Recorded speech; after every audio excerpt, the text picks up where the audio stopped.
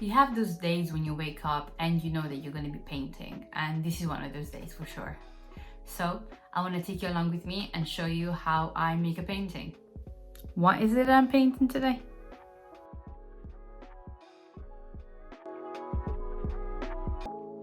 Today, I'm going to be reading and discussing some of the concepts and extracts from Alan De Botton's book, The School of Life and Emotional Education. The School of Life. There is a deliberate paradox in the term the School of Life.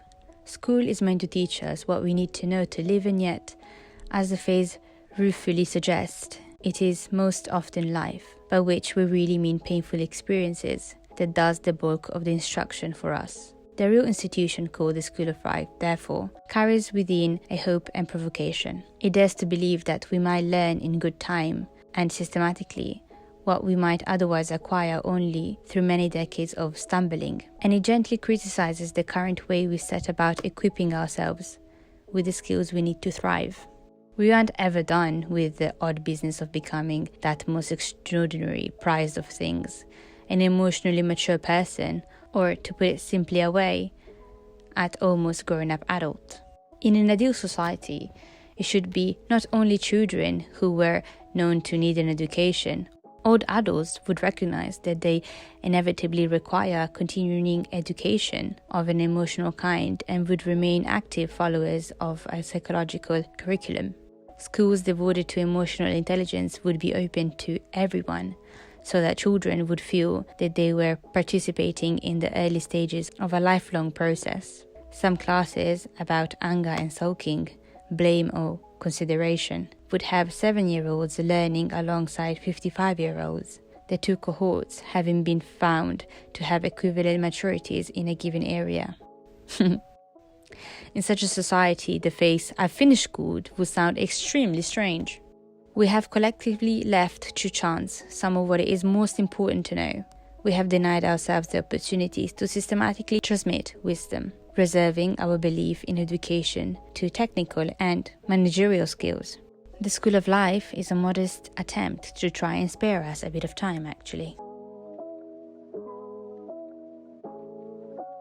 Emotional intelligence. Emotional intelligence remains a particular standing term because we are wedded to thinking of intelligence as a unitary capacity rather than what it actually is. A casual word for what is in fact a range of skills directed at a number of different challenges. There is mathematical intelligence and culinary intelligence, intelligence around literature, intelligence towards animals. What is certain is that there is no such thing as an intelligent person per se, and probably not entirely dumb one either. We are all astonishingly capable of messing up our lives, whatever the prestige of our university degrees, and are never beyond making a sincere contribution, however orthodox our qualifications. When we speak of emotional intelligence, we are alluding, in a humanistic rather than scientific way, to whether someone understands key components of emotional functioning. We are referring to the abilities of introspect and communicate, to read the moods of others, to relate with patience, charity and imagination to the less edifying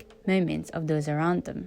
The emotionally intelligent person knows that love is a skill, not a feeling, and will require trust, vulnerability, generosity, humor, sexual understanding, and selective resignation.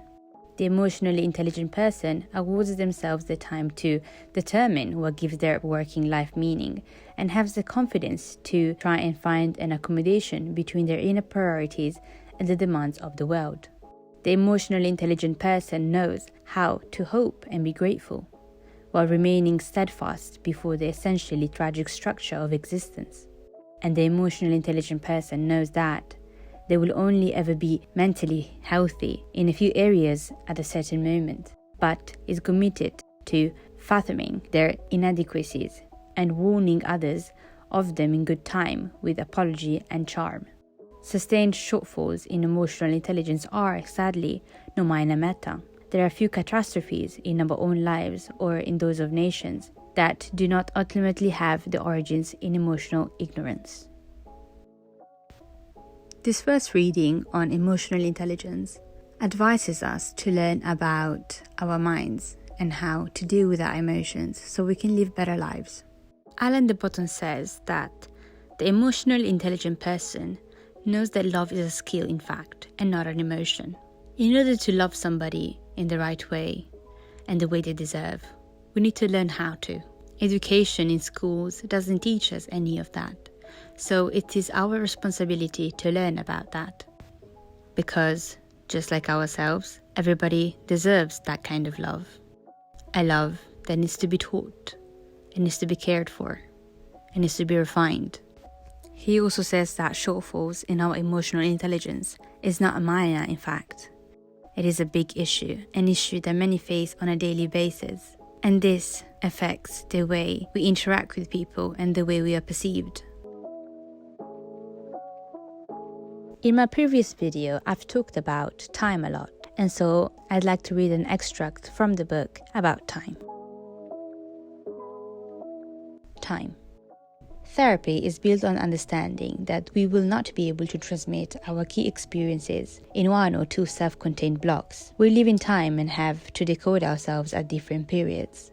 Things emerge sometimes very slowly over months. We can't be in all the moods we need to access on every occasion. Some weeks we find us readier than others to investigate particular memories or to consider certain viewpoints. And so, as we keep showing up and sharing, we will drop enough clues to assemble eventually a psychological portrait of the self, like an ancient vase slowly being pieced together from fragments scattered across miles of sand.